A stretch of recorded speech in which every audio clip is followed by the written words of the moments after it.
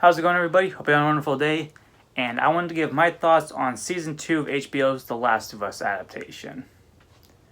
A little known fact about me, The Last of Us is my favorite video game of all time, easily. And I do also really like Part 2, though I understand why some people don't. Quickly, I really like Season 1. I thought it was a really good adaptation, and I think they just absolutely nailed it.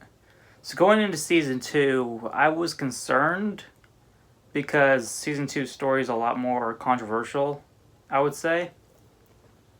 You know, like, Naughty Dog took a big gamble with writing the story for Part 2. And I think even the people working on the show knew that as well. Because, I'll be honest, I didn't love Season 2 like I love Season 1. There's things I liked in it a lot. Like, for example, the girl who plays Dina, I thought she was amazing. She was hands down the best part of the whole season. She was really good. And I think definitely episode 6 was the strongest one. Another problem I kind of have with this, but I also had with Squid Game Season 2, is that it's only half the story. Though I went in knowing that because they said they're splitting up the seasons, right? So, because the second game is twice as long as the first. So, like, we have to split the seasons up. Though they might also do a 4th season. So, I'm not sure what's going on there. Like, I don't really think we need 4 seasons. I think 3 is enough to tell the story. And the only reason to come back to it would be if Naughty Dog does do a 3rd game eventually, which is probably not happening anytime soon, because they're working on Intergalactic right now, and then they have another secret project in the works apparently, which is, I mean, who knows what it is, maybe it is Part 3, but I feel like Neil Druckmann wants to be probably involved with that when he said he's not involved with this other project. He's just, like, producing, he's not, like, the director, so it could be, like, an Uncharted thing, or, like, who knows. You know, it's impossible to say until we learn more. But getting back to the show itself, there's things that bothered me about this season. I think the main one being they made Ellie really stupid, and they admitted themselves in the show too that Ellie's not that smart, but she is supposed to be smart.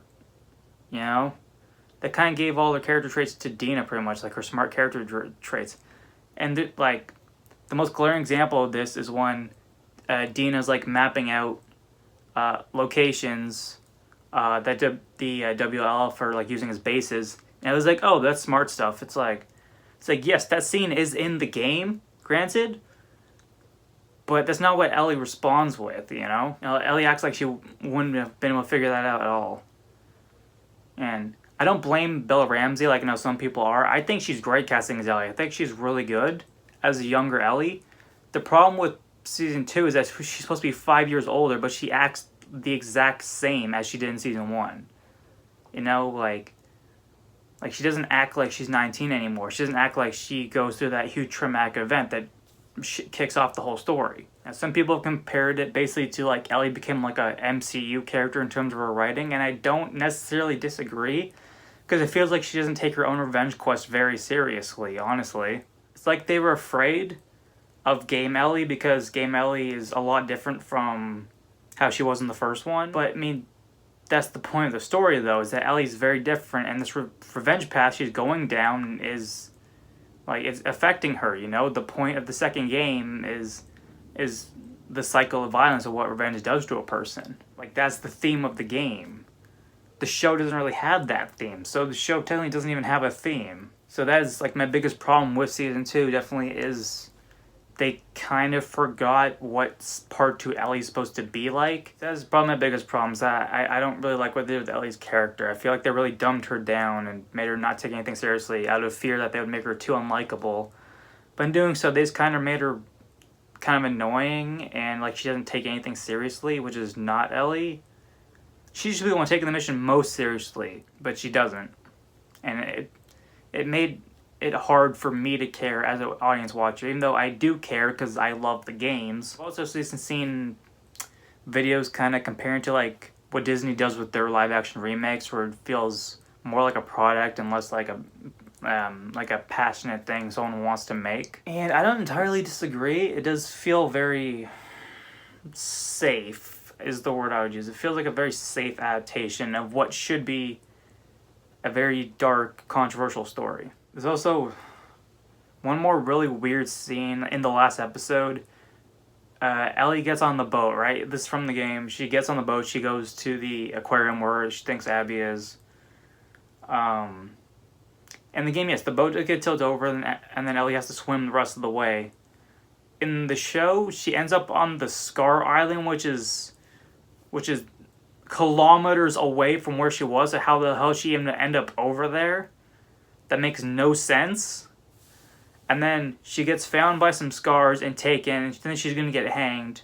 And then the village gets attacked because it's day 3 of Seattle, and that's what happens. So they just kind of leave her and piss off.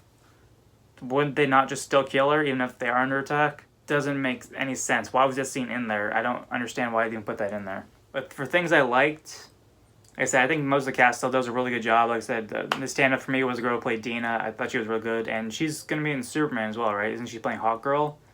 Yeah, she's a very good actress. I like her a lot. Pedro Pascal is, of course, great as Joel for the very limited role he has. Especially in episode 6. That's the one... I love how it opens. This is something that wasn't from the game. You see Joel's dad, which is really cool. I forget the actor's name. And they basically have this conversation where his dad's like, okay, yeah, I beat you, but I wasn't as bad as my father who broke my jaw for 2 months. And one day I hope you do better than me. And they bring that line back later. And a change I'm still kind of mixed on. So Last of Us 2 has 2 really pivotal moments. When Joel tells Ellie what really happened, and the scene when they talk it out and they're on the path to forgiving each other. The show combines both in the same scene. I'm kind of mixed on this, because that is like the ending of the game, right? But I saw like the reason they did this so early is because Neil Druckmann was like, it's different between a 20-hour game and however long the show's going to be.